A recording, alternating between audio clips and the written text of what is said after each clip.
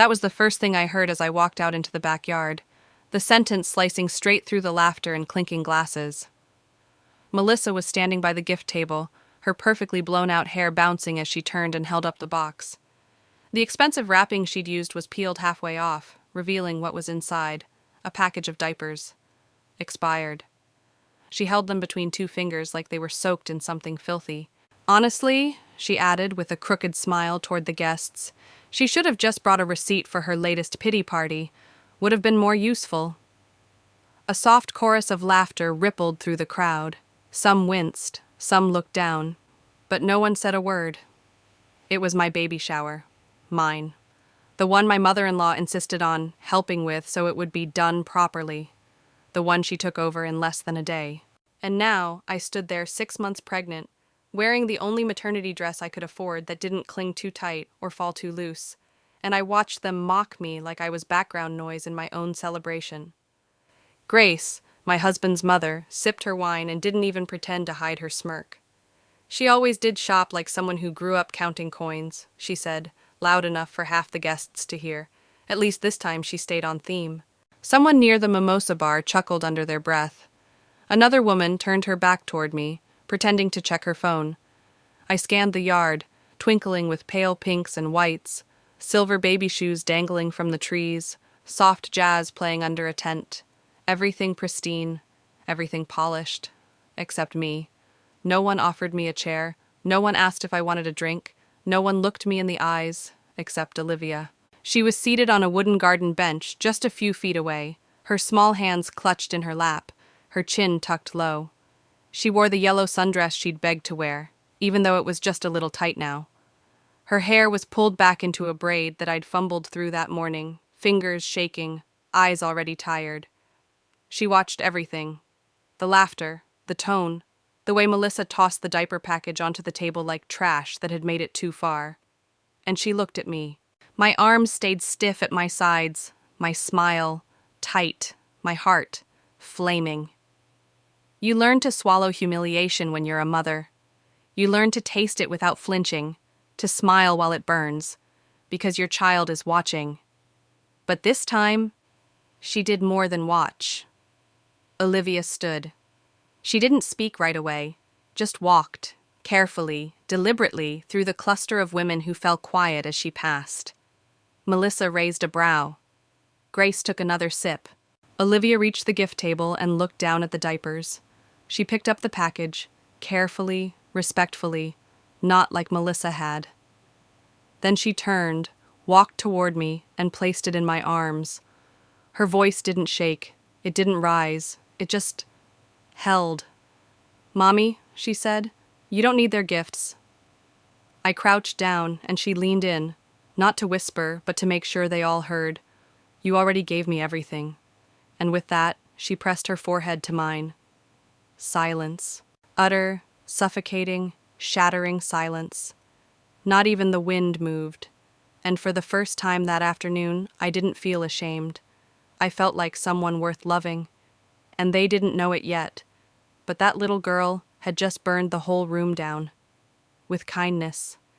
I still remember the first time I met his mother. It was raining, not a soft drizzle, but a real summer storm, thick and heavy and unforgiving. My shoes were soaked by the time I got to their porch, and I had to wring out the hem of my dress before ringing the doorbell. Grace opened the door and didn't step aside. She looked at me the way some people look at weeds that grow between tiles, unexpected, unwanted, but hard to ignore. "You could have waited till the rain passed," she said, instead of hello. Daniel had told me she was old-fashioned. That was the word he used. Gentle, almost affectionate. But what he meant was that she didn't believe someone like me belonged in a house like hers. I smiled through it. That's what I did back then. Smile through things. I'd learned to. He stood behind her, cheerful, slightly out of breath, wiping his hands on a dish towel. "Hey, baby, come in. Mom, this is her. The one I told you about." Her, not a name, not Hannah, just her. That was the beginning, and for a while, I told myself it was okay, because Daniel was warm and constant, because when I got the flu, he drove 3 hours from a job site just to rub my back and keep track of my fever, because he never once flinched when I said I had no family to bring to the wedding, because he never asked me to be anything more than I already was. When I got pregnant with Olivia, I thought maybe, just maybe, Grace would soften. I was carrying her grandchild after all. Bloodline matters to people like her, doesn't it? But instead, she seemed almost insulted by the pregnancy. "She's having a baby already?" I overheard her say on the phone once. "I suppose she's trying to secure her place." I had never felt more humiliated, not because she said it, but because it was so clear she wanted others to hear it too. Melissa wasn't any better. She had a different tactic, smiles laced with poison. Every compliment ended with a reminder of how lucky I was, how generous her brother had been to elevate someone with no real background. She once told me over coffee, "You're like those girls in Hallmark movies. They come from nowhere, fall in love with some rich guy, and suddenly they're planning charity galas. It's sweet, if you stay in your lane." I laughed then. Not because it was funny, but because I hadn't yet learned that not responding isn't always grace. Sometimes it just gives them more room to push. I think I kept hoping I could prove myself quietly. I threw myself into motherhood. Every lunchbox Olivia carried had a handwritten note tucked inside. Every recital, I was front row, even if it meant standing in heels outside a full auditorium. Every night, I read her 2 stories. One she picked, one I chose, and when I got pregnant again, after years of debating, saving, second-guessing, I thought maybe this would be the moment they'd see me differently. Daniel had softened toward them in recent years, not because he agreed with them, but because I asked him to. I didn't want Olivia to grow up without extended family. I didn't want our family unit to live in a vacuum of polite estrangement. So, when Grace offered to host the baby shower, I said yes.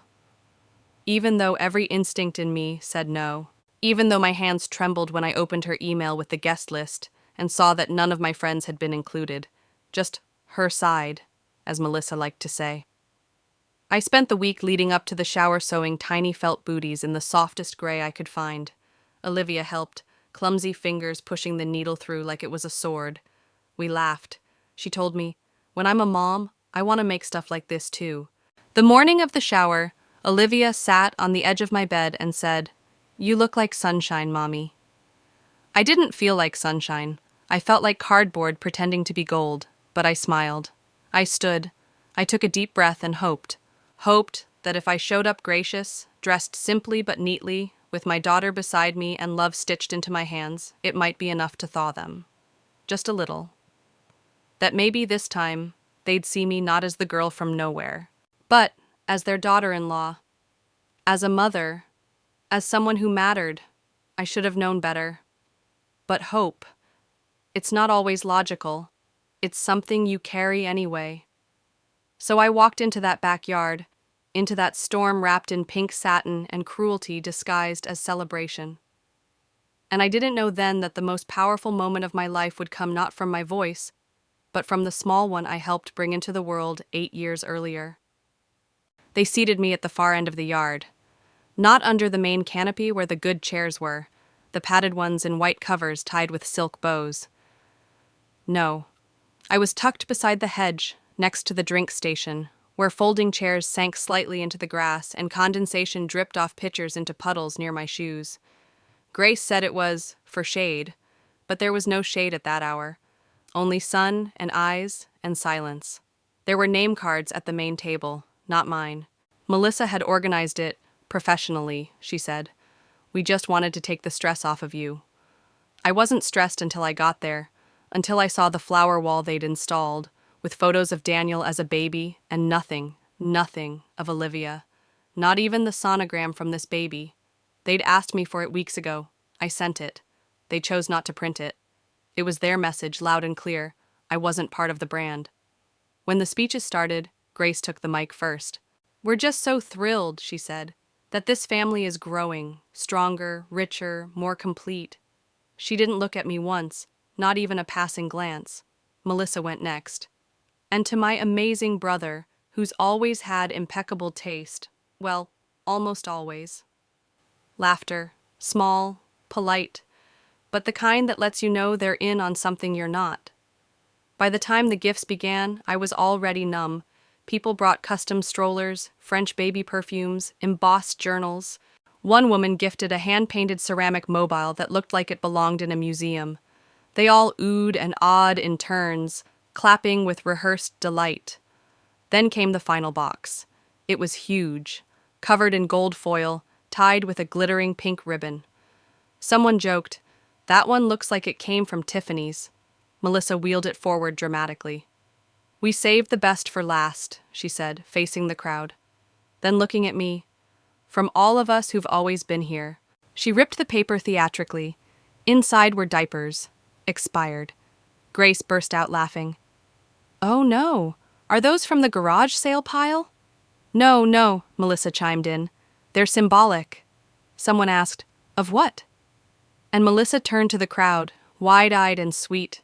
"Of holding on to things past their time." Another ripple of laughter. I sat still. I didn't even blink.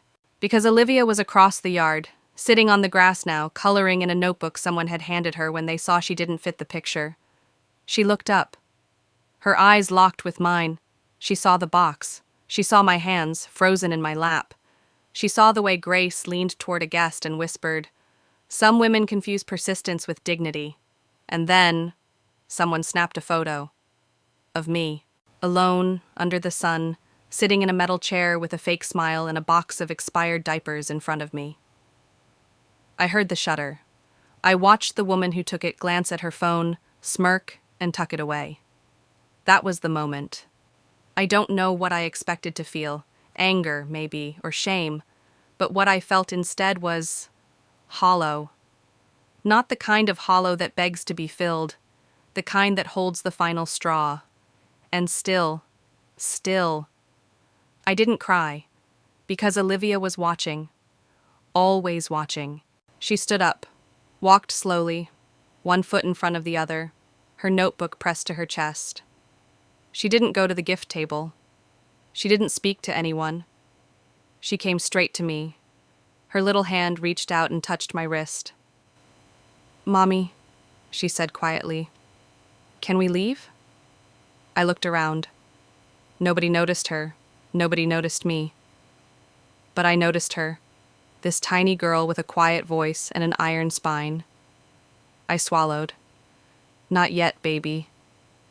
She looked back at the table, then at me, then said, soft but sure, "They don't love like you love." It wasn't loud, but it was clear, and Melissa heard it. She turned. "What was that, sweetie?" Olivia didn't answer. She looked back at the guests, women in pressed dresses with crystal glasses in their hands, and then she looked at the diapers. She walked up to the table, gently picked up the package and placed it, carefully, on the ground. Then she turned and walked away. No drama, no tears, just refusal. And it silenced the air more than any shout could have. I stood up slowly. My legs ached, my stomach tightened. I reached for Olivia's hand, and the world didn't move. Not until a voice, deep, familiar, cut through the stillness from the back fence. A voice no one expected to hear then. But that is where we'll begin next.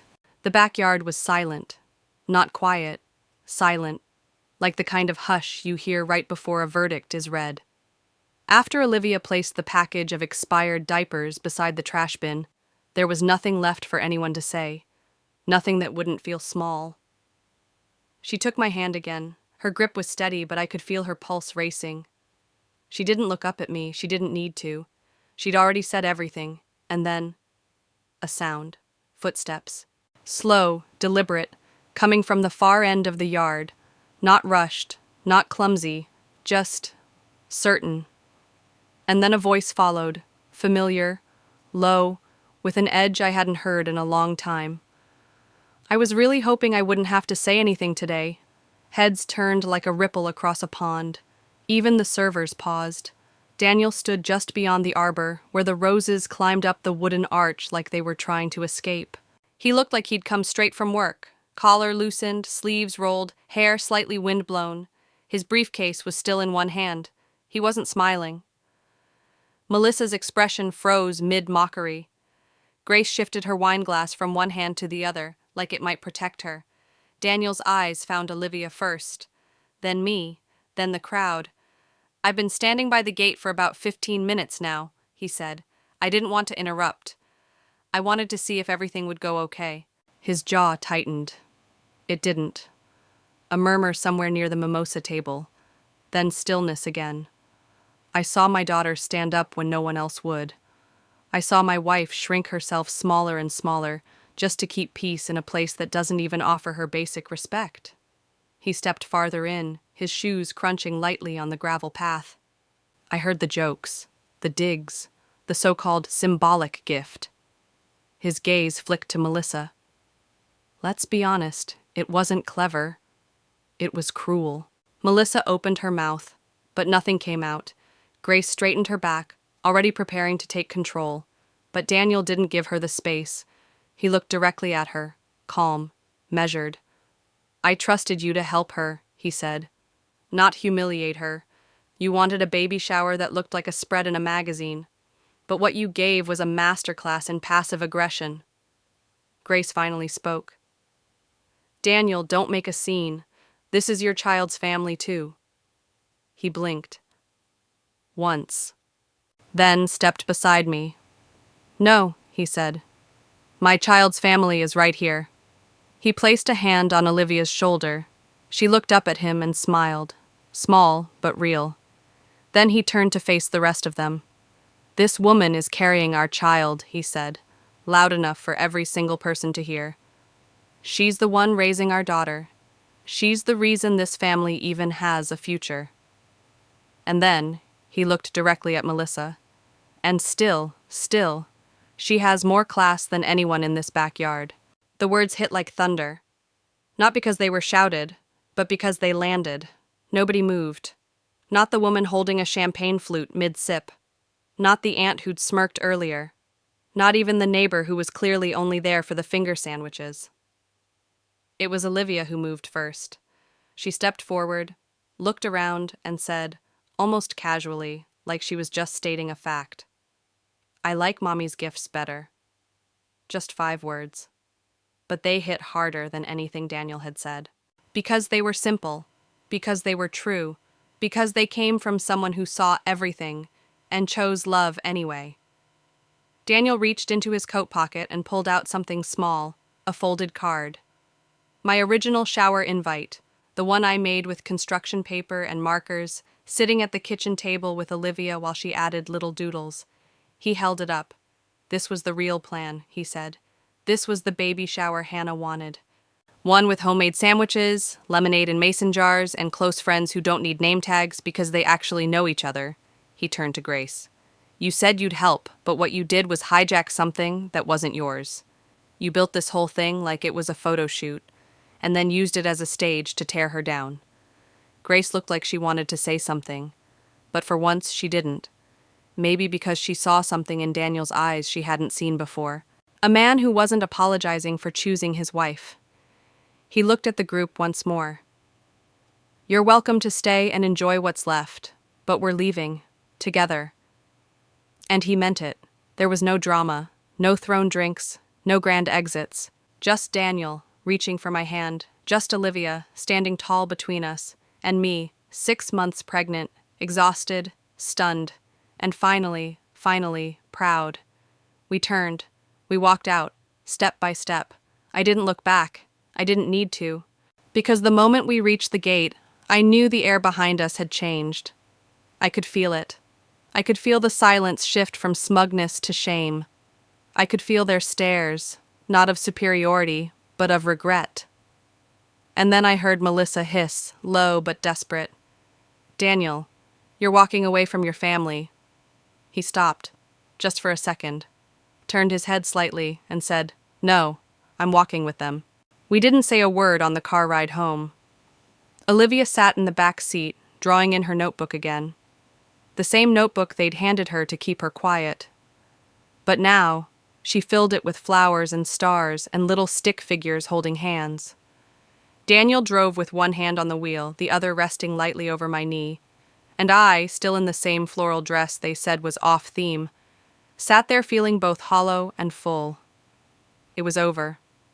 And yet it wasn't. Because the aftermath of a moment like that doesn't stay in the backyard. It follows you home. It rings through your phone. It shows up in the inbox like a knock you're not sure you should open.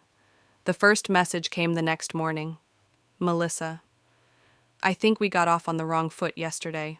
Let's talk? I didn't reply. An hour later, Grace. You really let Daniel humiliate me in front of our entire family. I hope it was worth it. That one I deleted without finishing. By noon, the text thread started popping up. One guest sent a photo someone had snapped of me and Olivia holding hands by the gate. She wrote, I'm sorry I didn't speak up. You didn't deserve any of that. Later that day, Daniel forwarded me a company email. Apparently, Melissa had posted an edited version of the diaper stunt on her social media, bragging about it as a cheeky family tradition. Her boss saw it. So did HR. They didn't think it was funny. She was placed on indefinite leave for conduct unbecoming of a company executive. Grace didn't show up at her church meeting that Sunday. Rumor had it someone had shared a clip of Daniel's speech in the community Facebook group. That part where he said, "She's the reason this family even has a future." It made the rounds, and not just among friends. Grace was used to admiration. She wasn't used to scrutiny. But the real shift? It came in small ways. In the way Olivia held herself differently that week, straighter, like something had unlocked in her spine. In the way Daniel looked at me while I was brushing my teeth one night and said, I've never been prouder of anyone in my life. In the quiet moment when Olivia slipped a drawing under my pillow, us three, standing together, her with a cape on. You're my heroes, she'd written underneath. Then crossed out heroes and changed it to heart. You're my heart. And that's what it felt like. Not revenge, not victory, but restoration. I didn't need Melissa to grovel. I didn't need Grace to admit anything, because they had already lost the one thing they held on to so tightly: control. They lost the right to narrate who I was. And for once, I didn't try to soften it. I didn't try to explain myself or extend a hand or ask, can we still make this work? No. Because I was busy living. Busy folding baby clothes into neat drawers. Busy painting clouds on the nursery wall with Olivia's help. Busy letting myself laugh out loud without second-guessing who might roll their eyes. A week after the shower, Daniel's aunt, one of the few people who hadn't laughed, stopped by with a box. She didn't say much, just handed it to me and said, "From my attic, figured it's time someone else in the family held onto it." Inside were tiny knitted booties, a silver rattle, and a note in faded cursive, "For whoever has the kindest hands." I cried, not from pain, but from release. Because finally, it felt like I wasn't carrying this alone. We never went back to Grace's house, not for brunches, not for holidays. Daniel didn't make it a grand announcement. He just stopped showing up. And when Melissa tried to invite herself to help with the newborn, he told her, "We've got all the help we need, thanks." And we did. Not from them, but from each other. And that was more than enough. We didn't talk much on the drive home. Olivia held my hand the entire time. Daniel drove with one hand on the wheel, the other resting on my knee. The silence wasn't uncomfortable. It was full. Full of everything that had just happened, and everything we didn't need to say. When we got home, I kicked off my shoes by the door and stood still in the hallway. The baby moved, just a soft flutter beneath my ribs, like it was reaching out to say, "You're okay now." And for the first time in weeks, I believed it. Daniel set down his briefcase and looked at me. "You want to order in?" he asked. "We can do that taco place you love." I nodded. "Yeah, that sounds good." Then Olivia pulled my hand and led me to the kitchen. The little felt booties we made were still spread out on the counter, waiting to be sewn. I'd thought I'd finish them tonight after the party. Instead, we sat down right then. We finished them together, every stitch a little uneven, a little crooked, but real, honest, us. I didn't post anything online. I didn't feel the need to clear the air or set the record straight. I didn't respond to the texts that started trickling in from some of the guests, half apologies, half excuses. I didn't need them, because I had what mattered. A week later, I got a package in the mail. No return address, but the handwriting was familiar. Inside was a photograph, one of the photos someone had taken at the party. Not the cruel one, not the one with me in the folding chair and the box of diapers. This one was different. It was Olivia, standing in front of me, hand on my wrist, head tilted toward mine. Her braid had started to come undone. My eyes were closed. My smile wasn't forced. Behind us, blurred out by the shallow focus, the backyard looked like it was from another world. Soft pinks, fake petals, glass laughter. But in the center, there was something real. Someone had seen it, and whoever sent it had written only one sentence on the back. Gold doesn't always shine. That photo now sits framed on our bookshelf, right next to Olivia's drawing of our family. Her, me, Daniel, and a little round baby with eyelashes. I don't know what the future holds for Grace or Melissa. Maybe they'll soften one day, maybe not. But I won't wait for it. Forgiveness doesn't mean putting yourself back where you were hurt. It means letting go so it doesn't follow you home. We've made a new rhythm for ourselves now. Daniel picks up Olivia from school most days. She reads to the baby through my belly. And some nights, when the house is quiet and the dishwasher hums like a lullaby, I lie in bed and breathe. I breathe without bracing, because I'm no longer living for their approval. I'm raising a daughter who knows that love doesn't have to be loud to be powerful. And if you've ever felt out of place in your own family, or like you had to shrink just to be allowed in the room, I hope you know this. You are not small. They just built a room too small to fit your worth. Walk out anyway. Make a life that fits you. Make it soft and strong and stitched together with your own hands.